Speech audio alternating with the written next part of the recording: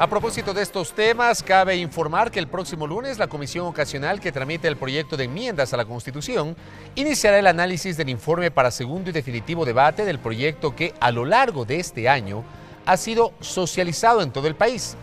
El trabajo de la mesa está acompañado de nuevas advertencias por parte de sectores críticos que demandan el archivo del proyecto. ¿Cabe pensar en aquello? Le pregunto al asambleísta Diego Vintimilla, quien representa a la provincia de Azuay por Alianza País y el Partido Comunista. Diego, bienvenido, qué gusto, ¿cómo está? Muchas gracias, un gusto estar nuevamente en la televisión legislativa. Yo creo que en una democracia lo más importante es respetar la voluntad, ¿no es cierto?, de los ciudadanos y los programas políticos que se proponen en las urnas. Y en ese sentido, yo creo que parte del respeto a la institucionalidad democrática de un país está la posibilidad de someter, ¿no es cierto?, este momento a una discusión tan amplia, la propuesta de enmiendas constitucionales. Creo que se ha dicho en muchas ocasiones, esta propuesta de enmiendas y el camino tomado por la Asamblea Nacional no fue ni siquiera elegido por nosotros mismos como legisladores, sino fue el camino que viabilizó la Corte Constitucional. Y en ese sentido, el hecho de que comiencen a generarse estos intentos de incidentar, de politizar la calle, digamos, que es un derecho legítimo de los ciudadanos, pero de politizar la calle para generar caos, es la última instancia a la cual están recurriendo ciertos grupos de oposición que ven en esa la última posibilidad de violentar o de tumbar, digamos, un proceso político como el que se ha venido dando en el Ecuador. En efecto, esto fue lo que pudimos evidenciar la jornada precedente cuando se produjo esta nueva movilización y que se advertiría se podría radicalizar en las próximas semanas hasta finales de este año, tomando en cuenta que allí será cuando suceda el segundo y definitivo debate de este proyecto.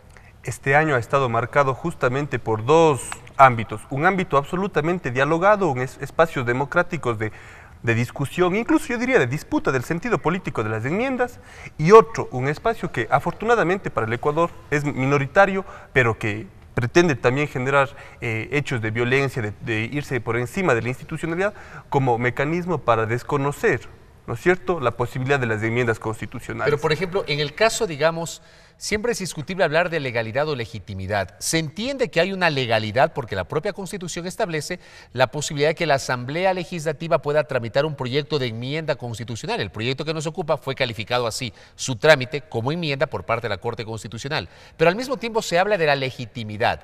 ¿Por qué, insisten estos sectores, no se optó por la posibilidad de un llamado a consulta popular, un pronunciamiento popular más allá de la legalidad que tiene la Asamblea para tramitar esta iniciativa? Bueno, efectivamente hay que reconocer, 17 temas se presentaron a la Corte, 16 fueron aprobados y apenas uno de esos 16 es por los cuales la oposición se ha movilizado hoy y es por la posibilidad de la postulación o la repostulación de candidatos que han logrado triunfar, que han logrado imponerse en las urnas y que con la legislación, con la norma actual en el Ecuador estarían prohibidos.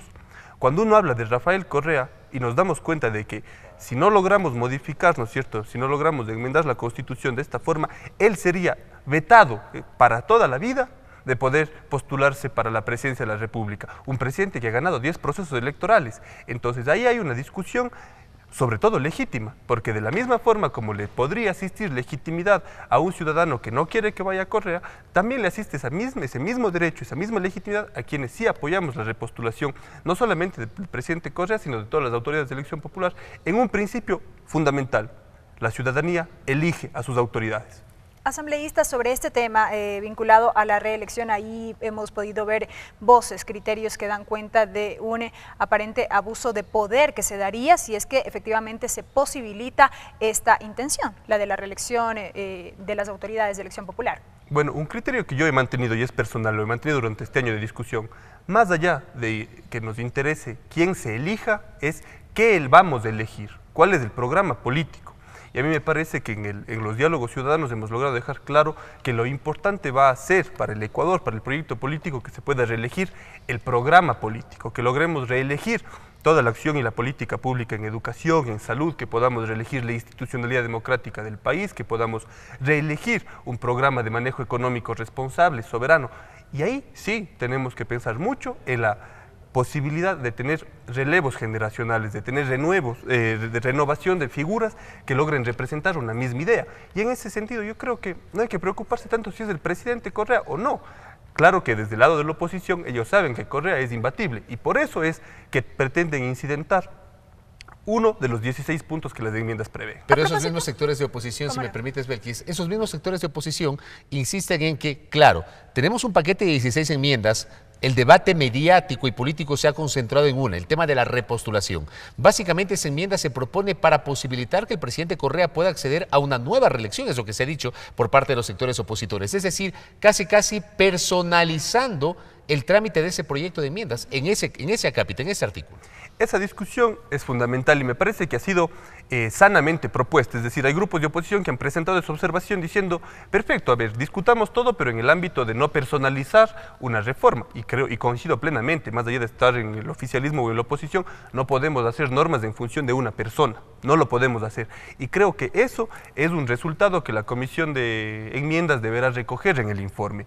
Se ha recorrido el país y en muchos lugares ha sido recurrente esto, es decir, nosotros estamos de acuerdo con que el pueblo elija a sus autoridades, pero sí en lograr también ir acotando estas reformas, estas enmiendas, para que logremos hacer que el principio sea lo que se debata y no la posibilidad de beneficiar a una persona u otra, aunque también, como digo, hay un gran sector de la población que respalda que la reelección pueda posibilitar también que el presidente Correa continúe postulando. No decimos que continúe en su cargo, que pueda postularse nuevamente.